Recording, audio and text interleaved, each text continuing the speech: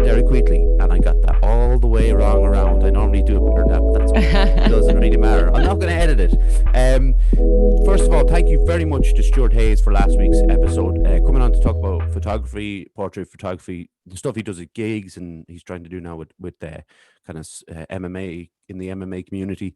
He was really good, and his family and friends were very supportive and all listened to it and gave it a great reviews, and rightly so, because I know Stuart isn't the most comfortable talking on microphones, but he did it for this podcast, and I really appreciate it. If you would subscribe to the podcast if you haven't done so already, that'd be very helpful for us. I'm sitting in a room now. It's a beautiful day. It's bank holiday. This is recorded on Sunday. And I forget how warm this corner of the room is. There's no air, and it's like a swamp. And I have this big light in front of me now. It makes it seem like it's warmer, but it's not. So anyway, so if I do start sweating a little bit, you know why. So I'm going to introduce my guest. She has a podcast, which is a true crime documentary podcast called What's Up, Doc? And her name is Gemma Delaney. How are you, Gemma? How are you, Derek? I'm very well, thanks. How are you doing on this bank holiday weekend? I'm good. I'm very good. Yeah, I'm looking forward to a week's holidays. I'm taking a week off work, so yeah, it's great. I didn't even know it was bank holiday weekend, to be honest with you, when I booked the holidays. So it was very, very well thought out. So I'm delighted. I'm just looking forward to chilling out for a week. And great timing with things opening up as well, with things moving I along. know. Yeah, absolutely. That was a complete fluke, because I had booked them, in advance of the restrictions being lifted and all of that kind of thing. So it worked out very well. Yeah, you got the double. You got the bank holiday weekend and the reopening of the week. So it's exciting for you. I hope you're in a more airy room than I am. Like the Everglades here. So let's get into it. Could you give us a short history of your upbringing, please? Yeah, sure. So I'm from Wexford. I'm from a very small little village in rural Wexford, right in the middle, right in the heart of the county. There's like less than 300 in the village, and I grew up about 3 miles outside of it. I'm the youngest of 6. I'm the youngest by 7 years as well. So the unexpected 6th child, I think it's fair to say. But yeah, I have 4 brothers and a sister. And then, like I said, I'm the youngest by 7 years. And then my mum and dad, my dad's a farmer. My mum was a psychiatric nurse for over 45 years. And then I live with my daughter. I've got a 16-year-old daughter and my partner. And about 5 years ago, I moved back to Adamstown, actually. It's funny, you spend your whole life, trying to get out of a small town. And then when I had a family of my own, kind of said, Jesus, it's a beautiful place to raise a family. So I moved back about 5 years ago. I'm a full-time college student. I've just graduated. I've applied for a master's now. I've just done a higher degree in TV and media production, and that, that'd be kind of built into my upbringing as well. All of my family would be very artistic and creative, and there'd be a lot of acting in my family. My brother's an actor. My mum would have acted. I would have acted. So yeah, we've always had that interest. But as much as I loved acting, even as a child, I always wanted to be a radio presenter. That was always always. And as a kid, I used to actually run a pirate radio station. When I say that now, it was very, we didn't have the technology like that we have today, obviously. But I did run for a period of time. I was the sole presenter on it, which suited me down to the ground. And I had a very, very happy upbringing. I mean, in terms of what we're going to talk about today, I suppose, like with mental health and all of that kind of thing, it was something I was always aware of. Yeah. Because my family, it's in our genes. It's just in our genetics. And I don't say that lightly. Obviously there are circumstantial things as well that can make somebody suffer from depression, but definitely I think with my family anyway, there's a long history of it, spanning back generations. So it's something I was always aware of. My grandfather suffered from depression. I've aunts and uncles, siblings, and myself who've all suffered from depression and continue to suffer from depression. So it's not a conversation I ever remember having, but yet from a very early age realized me and members of my family thought differently. We processed things definitely differently.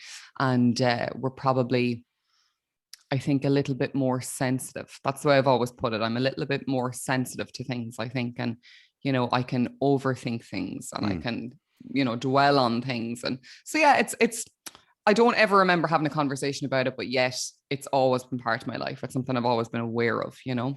Yeah, like we've had a couple of people on who have had parents who worked in as psychiatric nurses, and it's kind of interesting that I think one in particular, they were very much talking about it constantly with their parents. I think it was their mother, and it was obviously the mother was the one who was deciding to tell their daughter about this and constantly kind of update them and make sure that they were okay and if they thought they were feeling down. But then there was the other side of things where you know, it wasn't mentioned an awful lot, wasn't talked about an awful lot, but there was an acknowledgement of it. It's less so. Like, was that with your mom? It wasn't discussed as much, but you yourself were aware rather than being told. Yeah, I don't think I ever. Yeah, I was just aware that I was different and that I thought differently and that I processed things differently. I remember. I think the first memory I ever kind of, you know, that to this day kind of sticks with me, I suppose, is I remember being in school and I was probably, I'm going to say around first class, just because of the teacher I had. So it was first or second class. We had her for both. And I remember doing, you know, you don't really cover, you know, science or whatever, but it's kind of worked into the curriculum. It wasn't a set, you know, class per se, but I guess that's what we were talking about, or maybe religion or something like that. But it came to our mortality. That's what we started talking about. And she, you know, we discussed it and she was like, you know, and eventually we're all going to pass away. We're all going to go up to heaven and God is going to be there and it's all going to be great. The end. And the bell rang and everyone ran out for lunch. And I remember sitting there just going, oh my God. Oh my God. And then I remember looking, I was like, why is nobody else reacting to this like I am? This is huge. I'm going to die one day. My parents are going to die one day. And I remember, you know, obsessively thinking about it for the day and not understanding why the other kids were off in the yard screaming and playing, you know, tag and hopscotch. And I was there just absolutely, oh my God, you know, my first kind of remembrance of being absolutely just overwhelmed with, you know, the negative, I suppose, really, and just wondering why other people didn't think like that, how they could just brush it off and continue on with life. And I've had many experiences like that throughout my life, you know, where it's just kind of like, you don't think like I do. Oh, yeah, that's interesting. I really overanalyze things. I really overthink things. So yeah, that was the first memory. And like I said, that was probably at age 7 or 8. Wow. Like, you know, it's so much to take on at that age, that information. But at the same time, it's like that, you know, the brain at that age isn't able to comprehend it. But you were able to somehow take that on. And obviously there was some sort of, you know, underlying anxiety there at the time as well. And like you said, think too much about things as well. And I can definitely relate to that. And it's all part of it. But that's probably the youngest we've had that anybody's come up and said that they've that was their first becoming aware was 7. But you know, it's you know, it's bizarre to think because of my nieces and nephews at 7, you know, thinking in that way, and I'm not sure they do. But we'll go into the main topic of discussion. I was going to say something a bit lighter, but it's not really a bit lighter. But we'll see how light it can be, I suppose. It can be, yeah. Why do you think there has been actually such a big boom in the interest in true crime? It's crazy, isn't it? Yeah. It's just exploded. I think it's always been there. Yeah. I think it's always been there, but it's kind of become cool again. I think for a number of years, it was kind of, you know, a seedy subgenre. Like you were stupid if you were into true crime. You know, when I was growing up, I mean, my earliest memories of true crime being, you know, 30 something and living in Ireland was Crime Line. Yeah. Like Crime Line every Sunday. I loved that show. I mean, and from an early age, and was let watch it, which is even, you know, more bizarre. There wasn't the, you know, avidness, I think, of parents checking out what their kids were watching back then. And I remember being fascinated. I was obsessed. I thought like there was nothing like Marion Finucane. I thought she was the coolest person ever. And the other guy, whose name eludes me, David something, who used to present the show. And oh my God, when the guards came on and when they showed the CCTV. And, you know, I think a lot of people of my generation, my age group, are in the very same situation. You know, we had like 2 channels, you know, so we were very limited in what we could watch. And then I guess as I got older, and it's funny because obviously, you know, your podcast is about mental health and kind of, you know, I think the two are intertwined. I think if you suffer with your mental health, you will naturally have an interest in psychology and how your mind works and how other people's minds work. I love psychoanalyzing people. I love figuring people out. I love going, I wonder, you know, and tell me about that. And then when I find out something about them, going, that's why you do that then. That's why you project, or that's why, you know, and I might not necessarily say it to them. It's just in my head, but I love all that. I find that fascinating. And so I think it's a very natural flow between the two, because it's both about psychology and it's both about understanding the ununderstandable, maybe, you know, or something that can't really be defined. I think as well, for a lot of people, I don't think necessarily for me, but I think for a lot of people, it's kind of like exposure therapy. Okay. So, you know, it's exposing yourself to the worst of mankind, as bad as it gets. And I guess, like exposure therapy, if you've exposed yourself to that in a safe way and you see how not to fall a victim to that, you know, that can be very addictive as well. That can be very empowering, or a way to control, you know, your fear of that situation as well. So I think a lot of people do treat it like an exposure therapy, like it's literally like a self-defense class, watching true crime or listening to true crime, and then they're prepared for it, and then they know exactly what to do. Yeah. Do you think because I hate using this word all the time, but it does kind of line up with this, and it lines up with many things that I really enjoy doing when I'm having a particularly bad day, we'll say, or a bad week, whatever it might be. But escapism is massive as well. Absolutely. Absolutely. And I think with depression and anxiety, procrastination as well, like, you know, and I think, Jesus, Netflix has become such a massive, you know, sometimes unwelcome aid in that procrastination as well. So, I mean, in terms of, you know, what I'm doing on my podcast, I mean, it was a marriage made in heaven. It was, you know, how can I make a podcast out of what I procrastinate doing, you know, and something I enjoy doing. So it was the two combined. But yeah, I think true crime, you know, to answer your original question, true crime has always been big.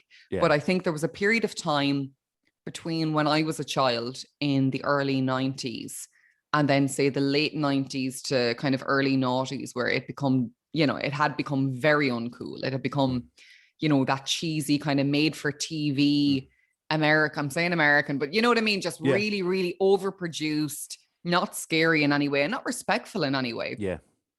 And then I really think that in terms of true crime documentaries, I think Making a Murderer is the absolute, that was the turning point. That was the renaissance of true crime documentaries.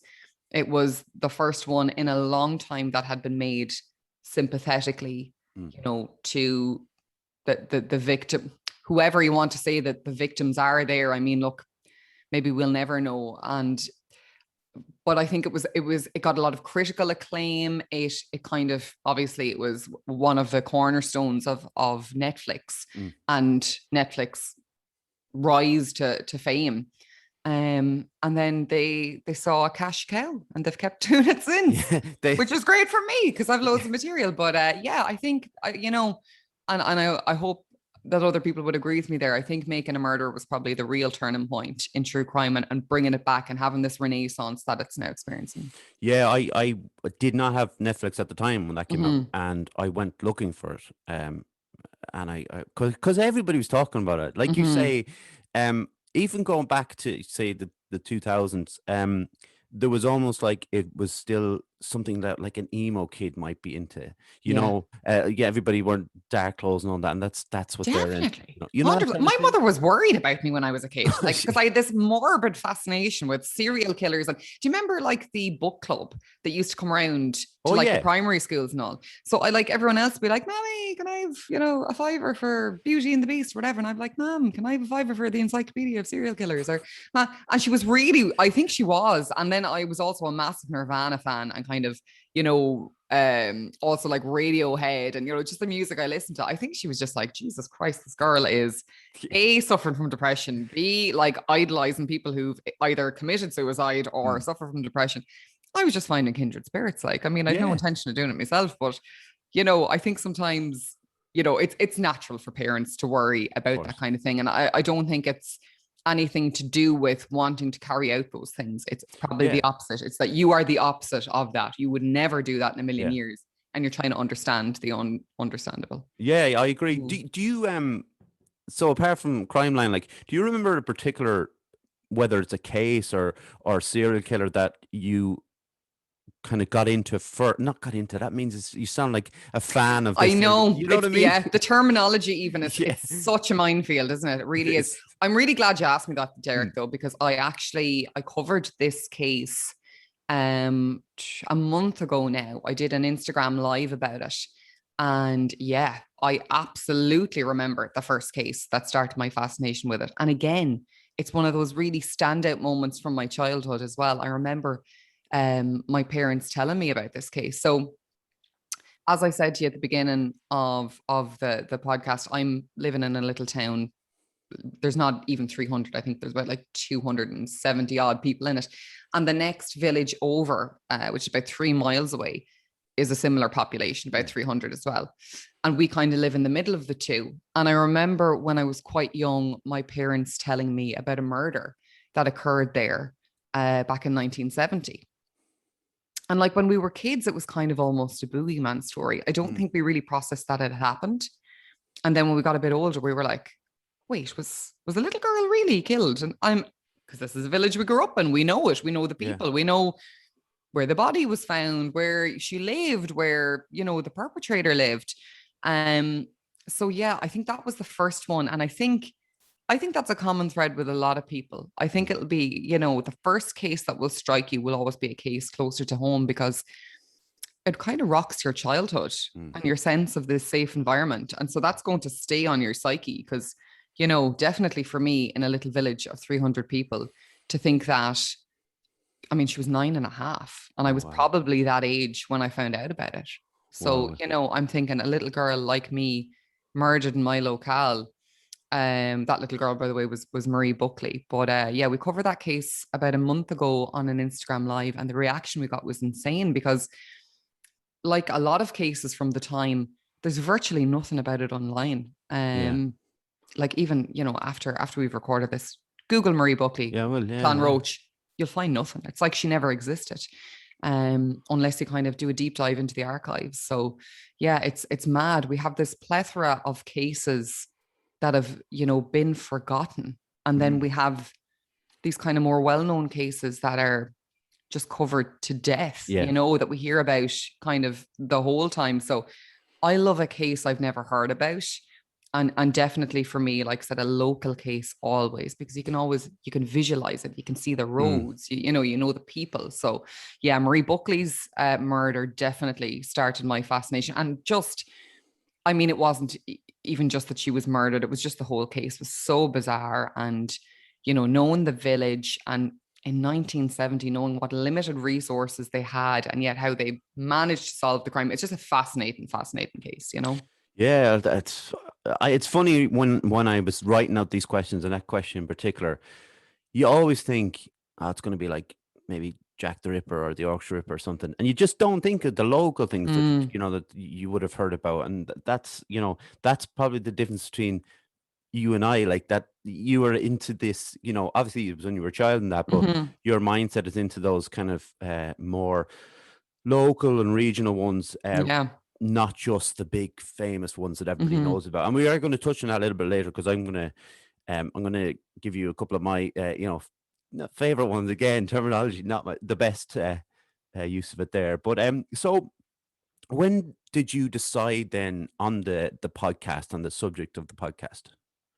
So, like I said, I've recently graduated from a TV and TV and media production course. And I think I was in second year. And I mean, it literally was as simple as this. We were talking about obviously what we want to do after the course, what our end goal was. And I was saying that I wanted to be a presenter.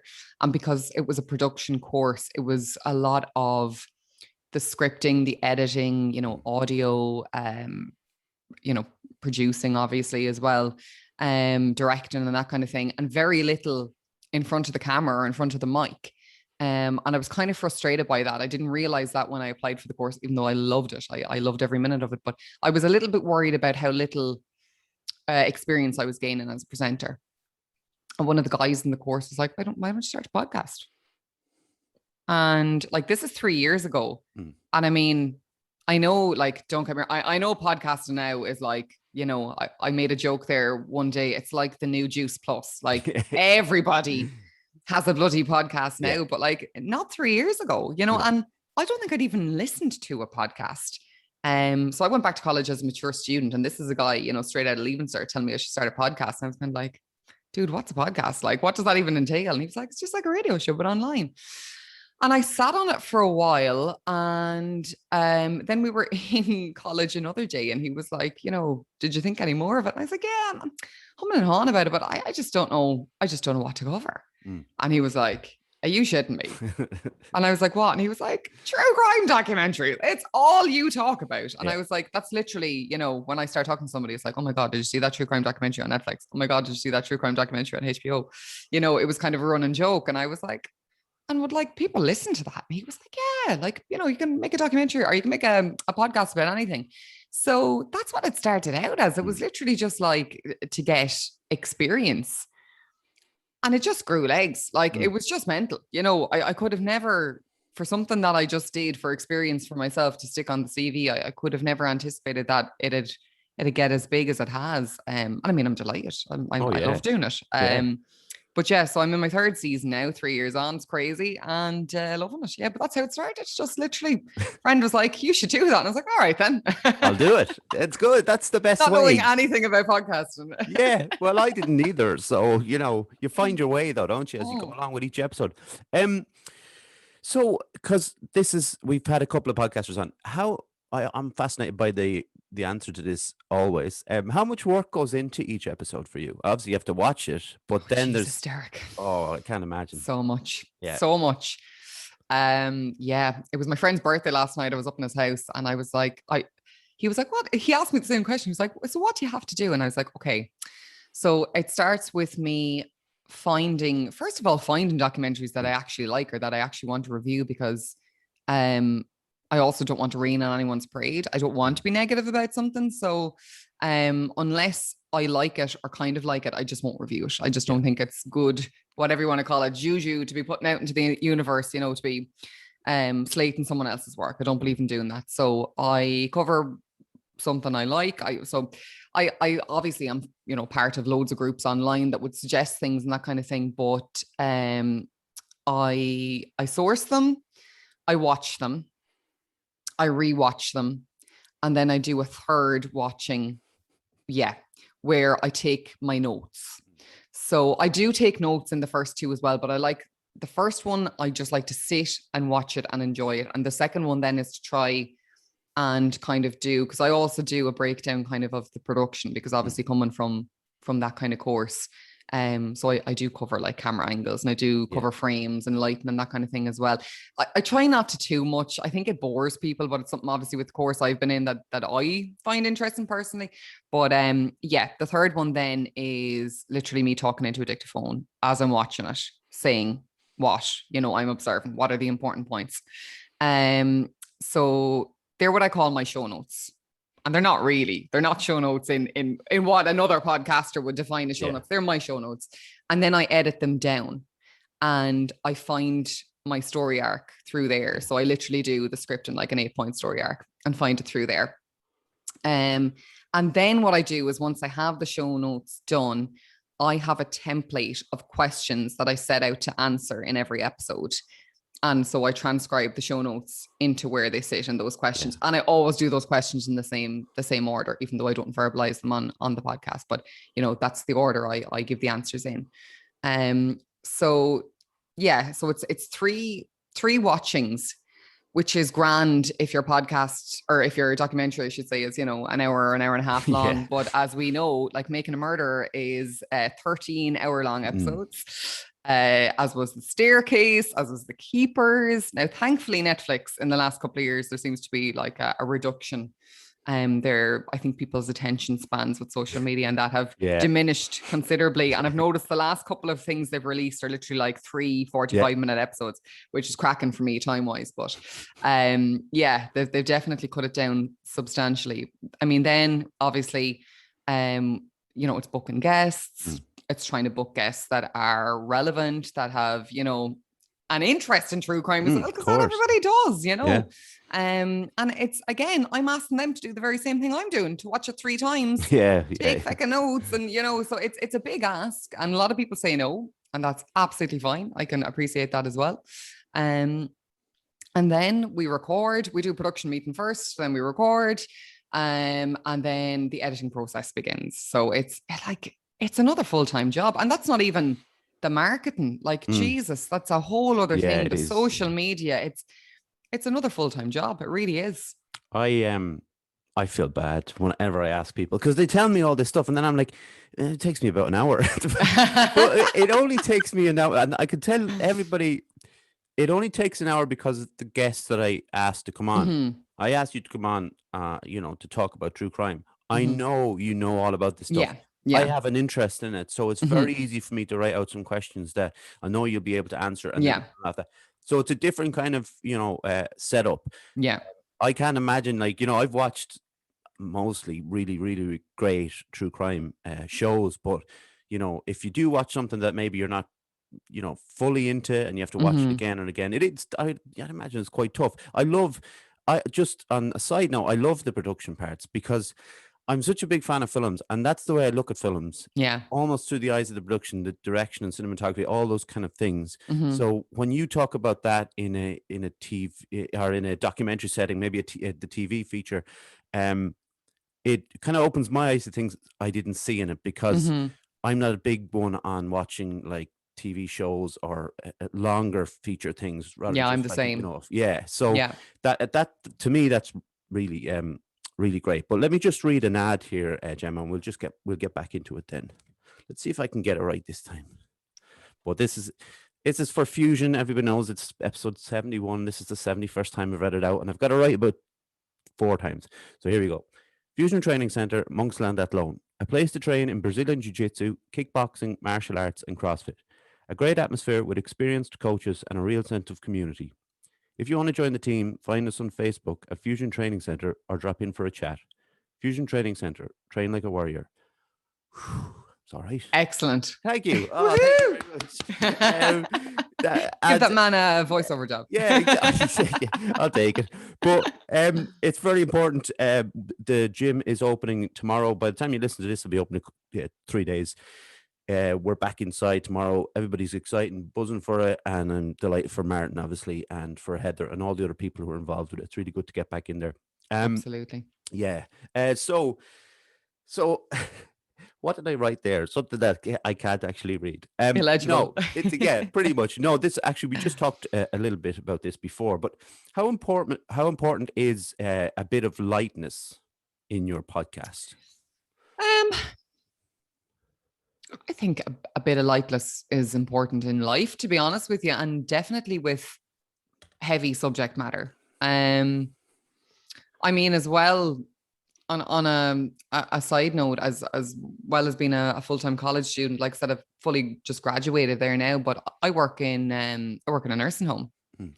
And I think that's like a classic example of why there has to be lightness in life, and particularly, death and passing. And I also think it's a very Irish thing that we have that natural ability and natural knack to put lightness into, darker situations. I think every Irish person has had that experience of, you know, being a skittering teenager at somebody's funeral, you know, and getting a puck from the old one behind you, like pucking you between the shut up, you know.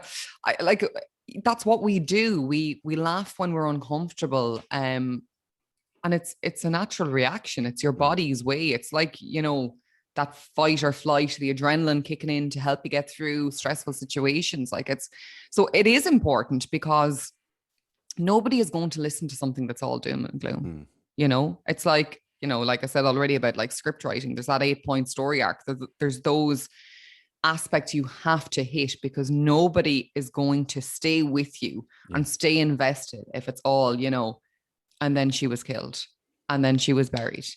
And then her mother and dad went mad trying to find her murderer.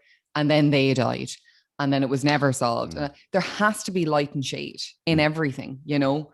And there is naturally light and shade. So I don't think, you know, kind of like what we were saying at the head of the episode as well about like how some podcasts are, you know, completely the other way. And like there's some podcasts that have just been, you know, true crime podcasts that have been completely blacklisted because they're so mad for the lulls and the ruffles that, you know, they're just being disrespectful. And we've gotten more perceptive and, you know, intelligent, I think, as listeners and as an audience. And that just doesn't cut it anymore. There is a happy middle ground, you know. These are real people with real lives, and it's important to be respectful, you know, but there can be light, there can be lightness within that as well. And it's known when to put it in. I mean, there's episodes I've done, Derek, as well, where there is no room for lightness. You know, the subject matter is just too heavy. And with those episodes, I approach them in a completely different way. I even have different intro music, you know, so that, you know, you're not going into my normal, and I call them true crime specials as well. And they're normally with, you know, victims of violent crimes or survivors of violent crimes. And I'll normally do them at the end of a season as well. And I handle those completely different, you know, there just can't be any light. And that's fair enough. That happens as well.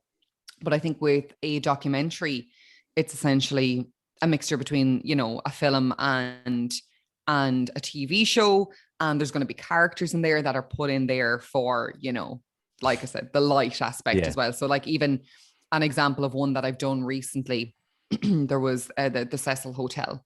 I mean, there's a manager put in there. I don't know if you've watched it or not, but she is literally just this really quirky character that just brings a little bit, you know, when you're like, oh my God, oh my God, oh my God. And then there's a nice little moment where she'll crack a little joke or something. And again, that's respectful because she's part of the story. She has that ability where I don't, and has that right to do that where I don't.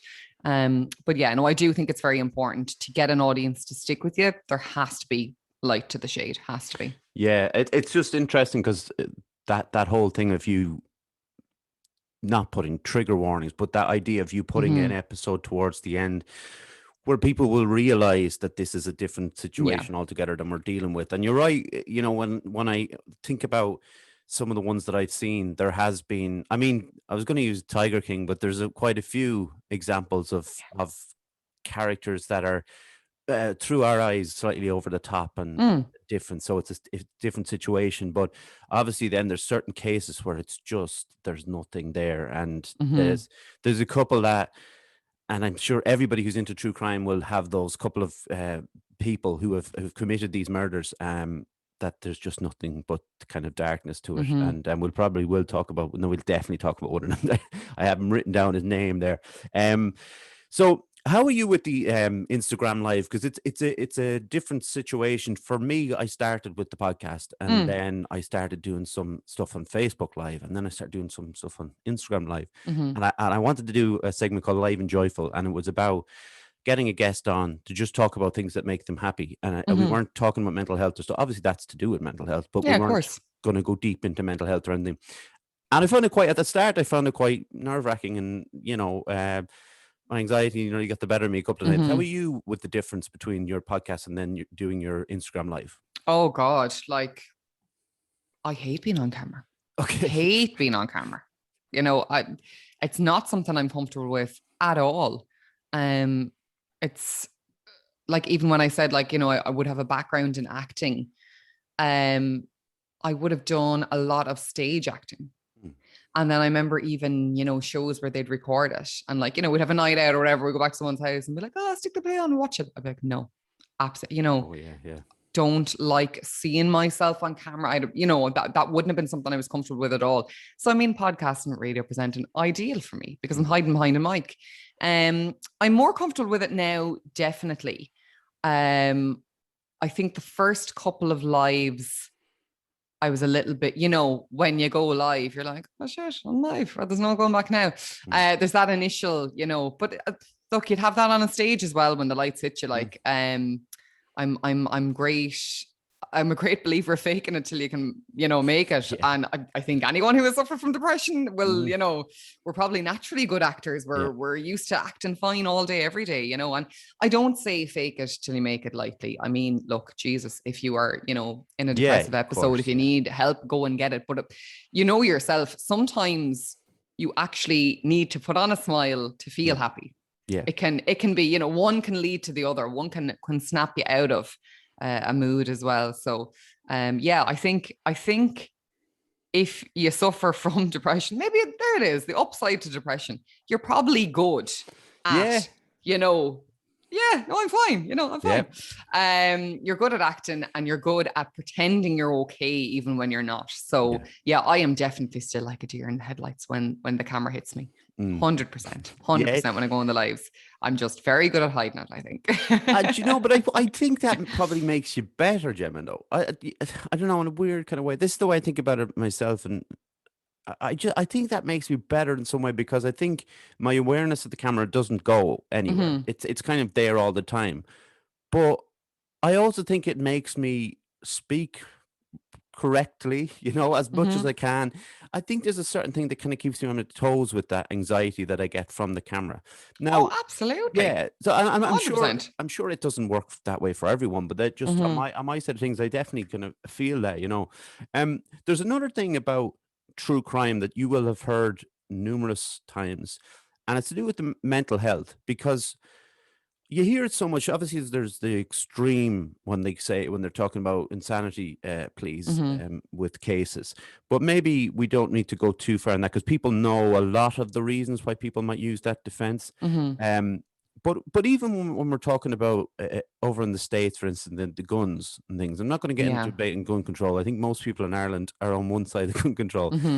But the fact that mental health seems to be thrown around quite a bit when it comes to crime, is that something you've seen an awful lot over there? And how much have you seen that it was dismissed in the end? Yeah, like, I mean, again, it's kind of like with true crime podcasts. I think there's nearly like two very distinct and separate camps when it comes to that.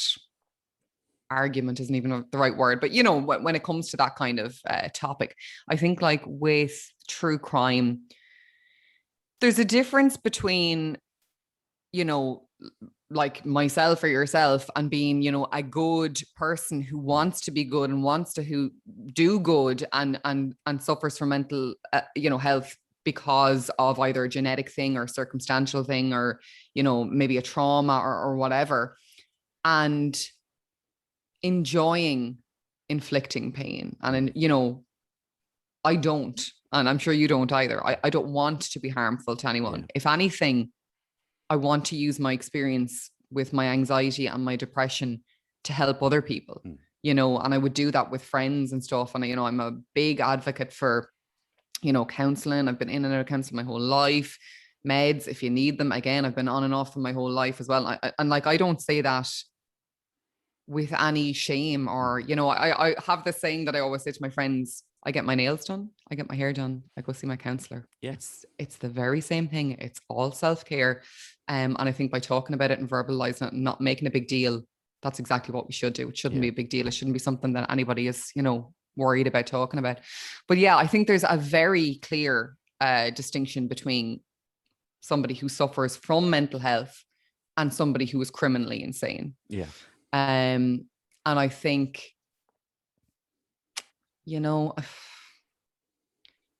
I'm not sure what the statistics are, but I would say, there's as many one as there is the other, and I'm not excusing the actions of anybody who suffers from mental health and maybe does a despicable act. But I think a reoccurring theme that you see when you're working in the true crime industry is just a real failure, on the part of society, on the part of, mental health facilities. And again, and we could even say the same in Ireland, the most famous cases that are out there, 99.9% time, they've tried to get help. Yeah, that's true. Yeah. And they haven't been able to. And I'm not saying that dismisses what they've done. But I think it's a real failure on the part of society and the mental health services and, facilities, which are just ridiculously underfunded and, understaffed and overworked, So there's no easy answer. I mean, look, I'm sure I'm not the first guest who's going to be, sit here and say that these facilities need more money put into them. And I'm not ever saying it's an excuse for violent crime. But I mean, look, how recently we've had that. We had, a woman in Dublin who murdered her. How many times that woman tried to get help? Yeah. Yeah. Even that day it happened. She drove twice and tried to kill herself. It's The thing about it with you saying it, though, we've had a few people come on and say about, the underfunding and things like that. The fact that you have been through it, I always feel it's better coming from other people now, because I've said it a number of times when the topic has come up, and if I don't want to have to say it over and over again as the same voice. So whenever somebody comes on and kind of, affirms it, that this is what the situation is, it can only be a good thing in the long run that everybody who's been through it has seen it firsthand. And I always say, I'm not blaming anybody in there. I think I've been helped so much by people within the system, but it's just underfunded and understaffed, like you say, and it's just, hopefully it'll get better. And that's when and going back into the crime thing, and that there are cases of that where people have really, really tried in Ireland and in the States, wherever it might be, have really tried to get help, but they haven't got help until it's just they've been pushed too far, and then the tragedy that happens. So there was a couple. I have the question there lined up, and I don't know if this is going to be. No, I'm going to ask it. So when was the last time that you were stopped in your tracks by a case that was something that like completely shocked you? Because you've seen and watched and heard so many things. Do you remember the last time you were just stopped in your tracks by something? Yeah, definitely. I would say it's been a while. But it's one of the most, I think, just bizarre cases, probably that. And again, it's an Irish one. But we did a live on it there. What did I say? Last Wednesday, we did a live on it. Is the case of Jojo Dollard. I just think that is one of the most bizarre, and actually, if you really sit down and think about it, like, just terrifying cases, because A, she was so close to home. B, she probably, she was on the phone, on a payphone when she went, and her last words to her best friend were, "I think I'm after getting a lift. I've got to go, Mary." Yeah. And that was probably her getting into the car with her killer. Yeah. I think that's really kind of haunting in hindsight. I also think, probably, again, it's a case that reverberates with my childhood. It's a case that I remember seeing on Crime Line as a kid. I mean, I would have been, again, 7 or 8, when she went missing, and she was 21. And I guess now, being a 34-year-old woman, I realized that she was just a baby. Like, she, in my 7 or 8-year-old mind, she was a grown woman, but she was a kid when she went missing. And I think, like a lot of Ireland, we remember her sister, for the rest of her life on telly, pleading with the public and pleading with the government and the guards to do more and help more, and people to rack their brains. And I just think, yeah, it's a really haunting story and just a really tragic story. Jojo herself, I'm not sure if you're aware, but Jojo herself was actually an orphan by the time she was 9. Her dad had died while her mum was pregnant with her. And her mum died before she turned 9. So she was raised by her sisters, and then to meet such a tragic fate, whatever that was. I mean, obviously we don't know. Her body's never been found. But we covered it last week because it's recently been upgraded to a murder inquiry. Okay. Yeah. So she's no longer considered, one of Ireland's missing women. She's, even though there's the absence of a body, it's now defined as a murder case. Yeah, I think that's just one of the cases that absolutely just, really, I always do this thing. And again, I don't know if it's, because I overthink. I put myself. Do you do that with things? Sometimes I try not to. I wish I couldn't.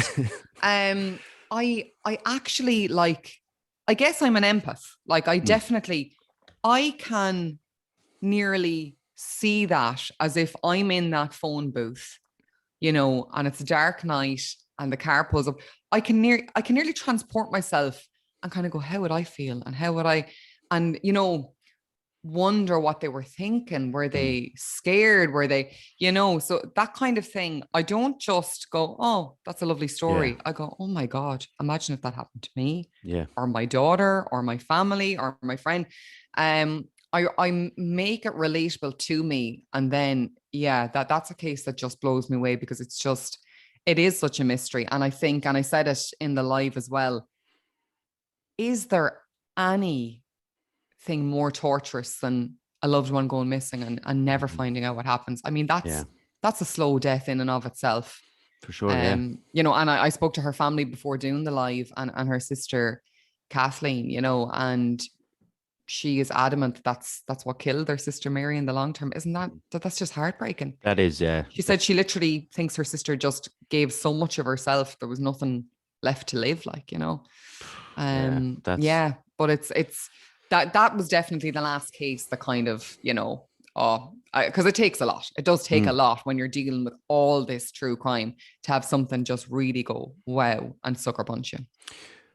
I knew about this case. For me, was the most frightening case. Okay, so I knew about this person, and I had seen an interview with them in prison on YouTube. And then Netflix brought out a documentary. I think it's a 4-part documentary, The Night Stalker. Now, Richard Ramirez is the name of the guy.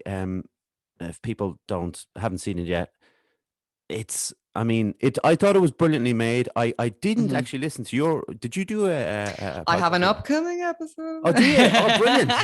I do indeed, yeah. Because I listened to the other one, which I'm going to talk about next. But the thing about The Night Stalker, I thought it was brilliantly made. I thought it was so well put together.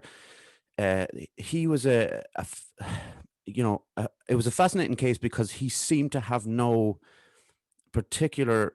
He didn't just go after women. He didn't just kill. Just everything. It was like carnage for him. And then when you saw him, and you always hear that thing about he had the darkest eyes. You hear about these things in films a lot, and these quotes from films. But he did look like the scariest man alive. I don't want you to spoil your review of it, but had you come across, I'm sure you come across Richard Ramirez before the documentary. What is your opinion on that case without giving too much away? Yeah, so again, going back to my childhood serial encyclopedia of serial killers, I had heard of Richard Ramirez. He was in it, under or. But yeah, look, again, getting back into the psychology of it, and I'm not making any excuses for what he did, but like his upbringing, what chance do you stand? Look, I mean, there's all the nature versus nurture. I don't know. I'm not an expert. I'm just a person like you giving out opinions. I don't know whether it's nature. I don't know whether it's nurture, but say for argument's sake, if it was in your nature to be evil. I mean, Jesus Christ, having a childhood like that is not going to help. Maybe if you're in a loving understanding, they could possibly bring out the good side of you. But if you're genetically predisposed to be evil. I mean, I don't use that term lightly. I think that's what he was. And then endure everything that he did in his childhood. I mean, he literally watched his cousin kill his wife in front of him as a kid. He looked at photographs of women that his uncle had raped and decapitated during the Vietnam War. That can't, there's no way that can't affect you. Yeah. And again, how you are, made up, your makeup, your DNA, that's gonna play into that as well. But yeah, I think even if you were the best person in the world, it's gonna at least make you severely depressed, if not manic, and turn you into a killer or whatever. But I think he had a lot of anger within him. I mean, I think he was a real piece of work. I don't think there's any excuse for what he did. And like you said, the fact that it just seemed to be a bloodlust with him. He had it didn't matter, man, woman, child, he didn't care. He just wanted to kill, and he wanted to see suffering. So yeah, I think he's, like all serial killers, just pure evil. Yeah. There's no, and I don't think there's any redemption for them, and I don't think there's any rehabilitating them. It's just, it is what it is. Yeah, I think when I saw his interview before I saw the actual documentary, he didn't really have any remorse, or he didn't care. And I'm not going to spoil the end of the documentary for the people who haven't watched it or haven't even maybe haven't heard of him. It is one of the greatest endings that I've seen through a true crime documentary. I will say, that's all I'm going to say. I'm not going to say any more. And again, it's a little bit of light. Yeah, it is a bit of light. Do you know what I mean? Yeah. It's not so heavy. It's kind of like, fuck yeah. And like, that's good. That's good. Like, you need that sometimes, because it's a very heavy subject matter. So there has to be that lightness as well. Oh, absolutely. And I did ask you earlier about your, the first case that you maybe heard of that got you into it. The first thing that got me into true crime, and it came through, and I did listen to your podcast on this. It came through a T-shirt that Eddie Vedder was wearing one day. At one concert, he was wearing a West Memphis Three T-shirt, released the West Memphis Three, I should say. So I was kind of thinking, who's the West Memphis Three? And I was told a bit about it, and I went online then, and I found the Paradise Lost trilogy, which still to me is the best crime documentary I've ever seen. It's unbelievable. There have been some other ones since then. Peter Jackson and is it Fran Walsh? Peter Jackson, Fran Walsh. They put together West of Memphis. And then there was the one that you did, and I watched. I actually watched that too. What was that one called again? Oh my god! It's do you know what? West Memphis Three. I'm actually delighted you've brought this up, and you are going to be as well. I'm going to give you some insider information that, like, the perils of being a true crime presenter, true crime documentary podcast presenter. After I did that case, I won't mention names because I don't want to make myself liable for anything, but the prime suspect, I know, contacted me on Facebook. Oh, no way. Threatening me. Oh, God. Honest to God. I was like, how the hell did you find my podcast? And this is my private page. This wasn't my podcast page. Yeah, I got a message request, and I was just like, what the hell? So, I mean, look, if there was ever a sign of guilt, I think that's it, Derek. Yeah. I mean, if you're probing through, Irish podcasts, looking for people who finger you as the prime suspect. And I mean, like, Jesus Christ. I mean, I'm not the person. It's not like I solved the case and go, that's him. Everybody thinks it's him. Yeah, everybody thinks But yeah, he actually reached out to me on Facebook, and I got this essay, how I should be ashamed of myself, and and I was like, dude, all I'm gonna do is screenshot this and send it into my podcasters group. Like, they're gonna lose their shit. Like, you're feeding information. I've made it.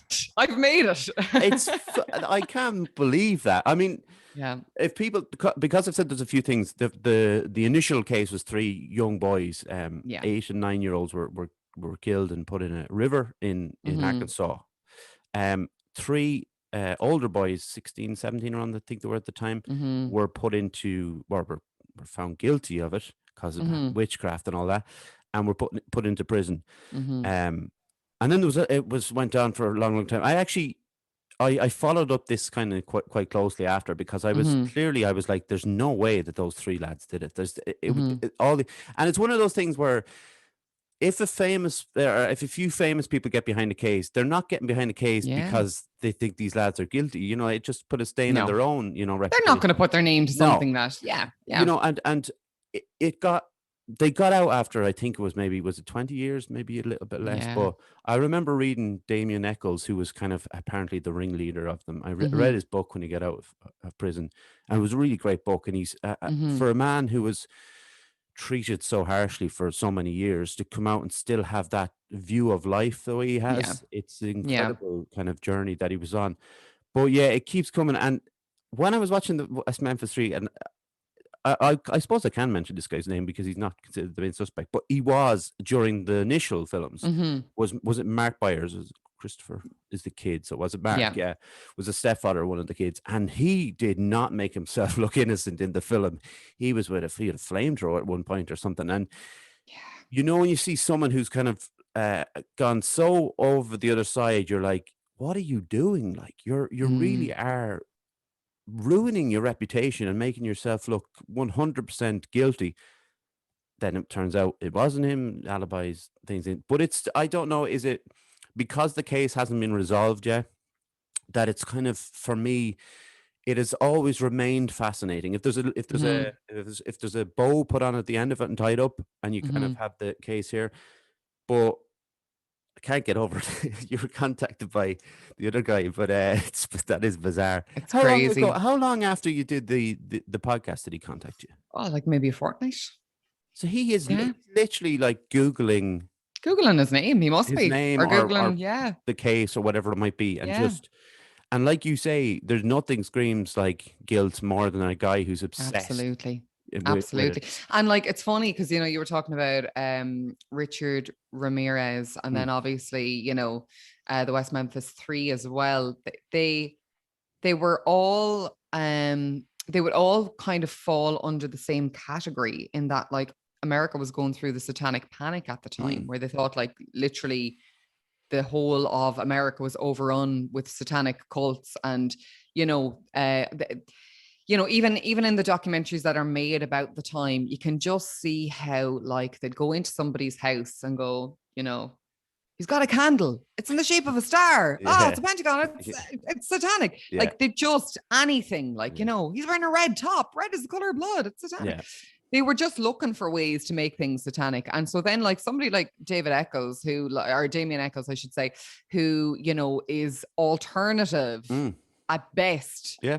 By our standards, but by, you know, when you're down in the deep south, the Bible Belt, rootin' tootin', and they're all Baptists, you know, if Jesus Christ, imagine me, you know, Nirvana, Radiohead, preoccupied, you know, Jesus, I would have been pegged for something over there, you know. You listening to Pearl Jam would have been pegged for something over there. Like, you know, we were the alternative kids. So, like, you really do feel for them. You really do feel for them, because there was, it wasn't just an assault on satanic panic. It was an assault on, you're different, therefore you're bad, you know? And I think there's a lot of that in the States anyway, you know. But and you know what was upsetting, and Making a Murder was something simple. It was something similar, where they took they brought a guy with learning difficulties into a room, IQ 47, 47, same as a toddler. Exactly. And they took this, they led him down the path, and he went with them because he thought, if I tell them everything now, I'll get out and go home to my mom.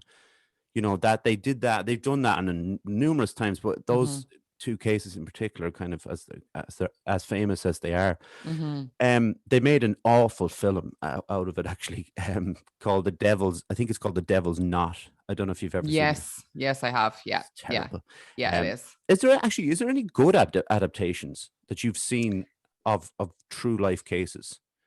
I've seen ones where they've taken, you know, like Silence of the Lambs has taken 2 or 3 different serial killers and they've turned it into turned it on one particular character, we'll say. But I don't know, like the Exorcist, they say, is a true story, but I'm not too sure about that. Probably. Oh, the name eludes me now. The the Jinx, the documentary, the true crime. Yeah. So and how that came to ever be created to begin with was that the director, Andrew Jarecki, actually made a dramatization, made a film. It was Kirsten Dunst and I want to say,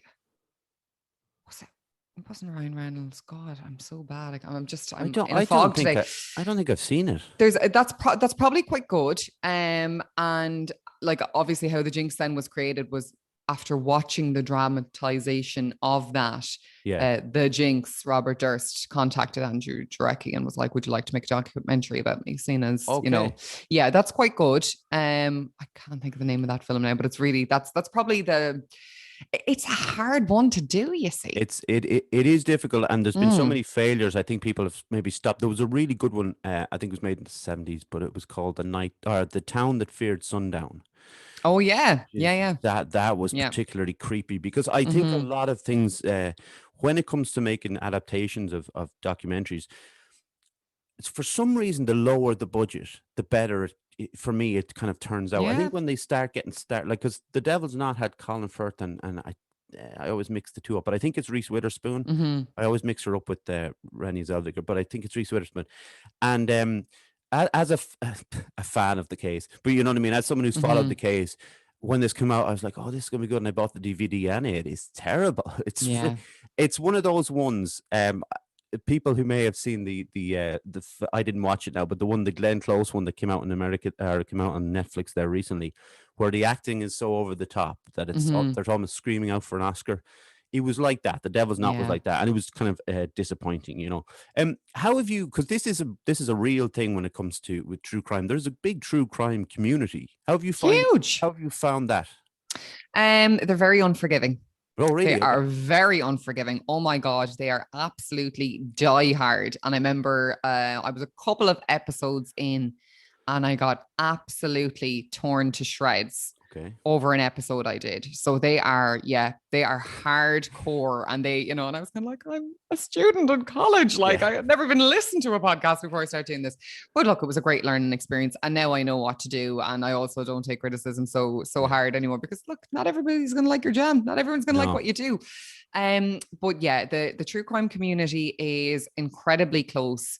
They're incredibly supportive. True crime podcasters, and particularly in Ireland, we have a great little community there. Oh my God, and there's no differentiation between the biggest guys and the guys who've literally just released their first episode. They're they're so supportive, and they've so much time for you. And that's one of the things. And like, I noticed straight away, the true crime community, they're die hard. They're hardcore. They're not very forgiving with mistakes. You better make sure you have your information and you have your dates and your times, and because they will absolutely tear you to shreds in the comment section if you don't have it together. But like I said, I've learned the hard way that way. But look, they're passionate people. That's why they're into the subject matter that they are. And you know what? They're probably right to tear you to shreds, because this isn't just a story. This is somebody's life. And the least you can do is be respectful and have your facts. You know what I mean? So I kind of respect that, to be honest with you. Absolutely. Imagine the mental health podcast community was like that. They were like, "Shut up, you're shit." That absolutely. Would work. But so apart from the true crime thing and documentaries, what do you like to do in your again? If you have any spare time, what do you like to do with it? Yeah, I don't have a lot of spare time, but I don't like that. I don't, and I don't think that's something to be like, I think sometimes in this culture we're in, it's trendy to be overworked and stressed, and look how stressed I am. I'm really productive. I find myself saying that even as well. I'm a person that struggles to sit still, and that's probably a lot to do with anxiety and depression as well. But in my spare time, I I love documentaries in general. This is the Okay. thing about me. I Yeah. love true crime documentaries, but I just love a good documentary. I mean, I watched the Netflix one there on Elvis yesterday. Fascinating. The Searcher, Fascinating. is it? Yeah, Yeah. really interesting. And a couple of days before that, then I watched I can't think of the name off the top of my head, the one they've just released about the Holocaust. I watched that as well. God, Yeah, that was hard yeah. to watch. Yeah. So I just love documentaries in general. And again, that's a lot to do with the course I've done. And again, it's a lot to do from, you know, the family I've come from as well. We're big movie heads, big documentary heads, and as much about the production as we are the storyline.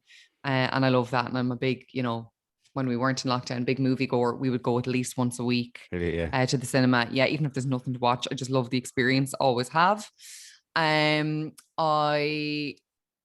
like taking care of my mental health. Yeah. And I think that's becoming more common now. So I'm big on nutrition, you know, and I always say you can't, you know, it's like that old saying, you can't say you're depressed and surround yourself by assholes. Well, I think the same thing about your mental health and what you're putting into your body. You can't say you're depressed and then not minding your diet, not making sure you're getting enough water, enough sleep, exercise, fresh air. I like practicing gratitude as well. And again, that's predominantly for my mental health.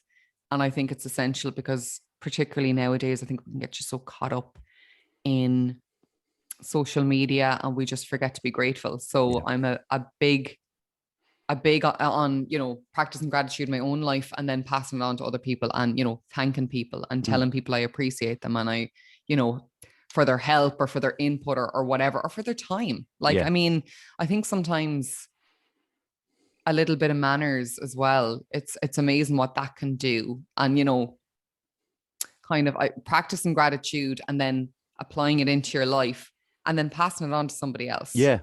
So I like doing that as well. And it's something I'm quite mindful of. And look, I like socializing. I like spending time with my friends. I like, because, you know, when I am down, I don't want to, I retreat. So when I'm feeling well, I try and immerse myself.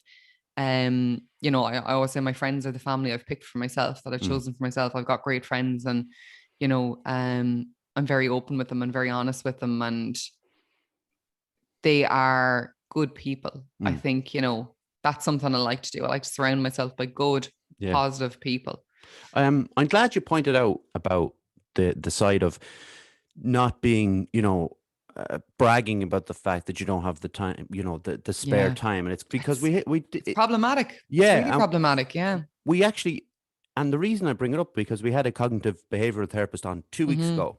And I asked the same question to her about spare time, and this is pretty much exactly what she said. It's not good to be going and saying, "Oh no, don't get any spare time." You make some spare time. You have to. Yeah, you have to. And if you suffer with your mental health, you have to. Absolutely, it's self-care. Yeah.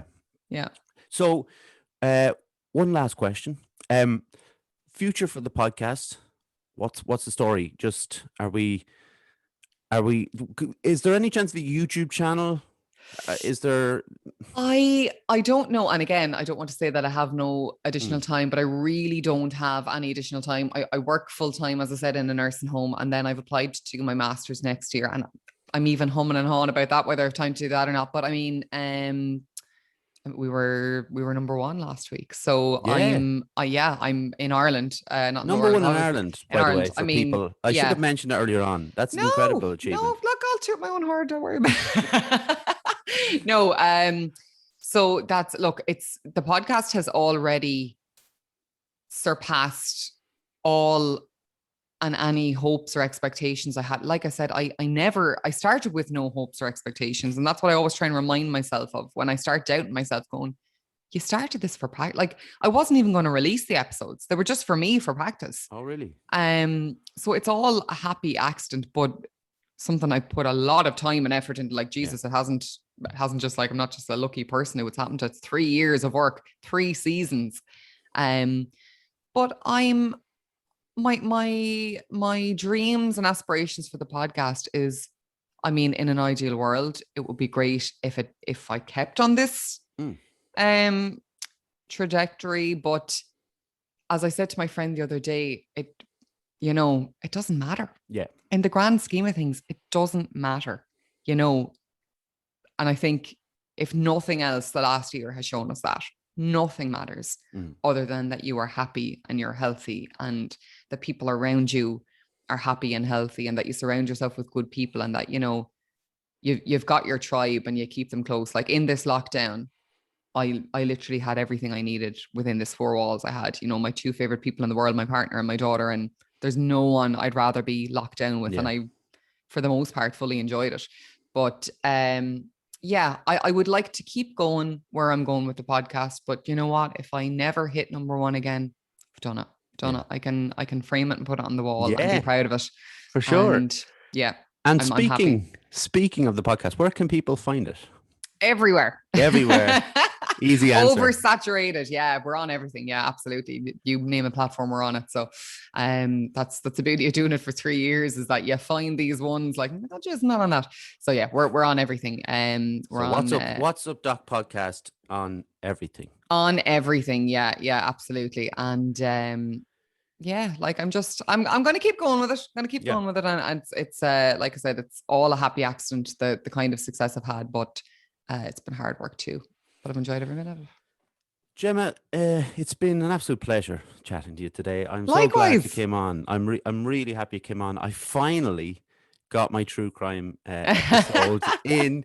It was great to get because I was looking for an Irish podcast to come on to talk about true crime, and to be lucky enough to have I didn't have to ask twice. That's always very, you know, because I'm sure you get it. It's a bit awkward asking people. I'm a little bit awkward asking people to come on. I am, but I think, you know, this could shoot me in the foot. Like, we should be supporting each other. Yeah. Like, if somebody declines, I mean, that's not good. Again, that's not good juju in the podcast world. Like, we should be supporting each other. We should be looking out for each other. We should be banding together and go, here, do you want to do this? And I'll do that. And I'll help you with this. And, you know, there's room for everyone to succeed in this game. So, I mean, I'm more than happy to come on. And if you ever need another true crime episode or follow up, I have no problem coming on either. You're now our resident true crime expert. Thank you very much. Stay with me for 1 minute, Gemma. Absolutely. I want to get a picture just when after I close this out. So thank you very much to John, our second in command, for all his technical wizardry that I cannot do. Thank you very much to the people who have helped me get this podcast off the ground and continue to do it. My mom, my dad, my grandfather, who I was chatting to yesterday. I love talking to my grandfather on FaceTime. Now, he's 94. What a legend. Thank you very much to Jaron Calvin. Subscribe to our YouTube channel. We're on Facebook, Instagram, Twitter, the Weekly Wheatley, Spotify, Apple Anchor, all those ones. And as always, to you for listening, thank you very much again for joining us. And obviously, we'll be back next week. Gemma, thank you very much again. You're very welcome. Thanks for having me. And everybody else, take care. Bye.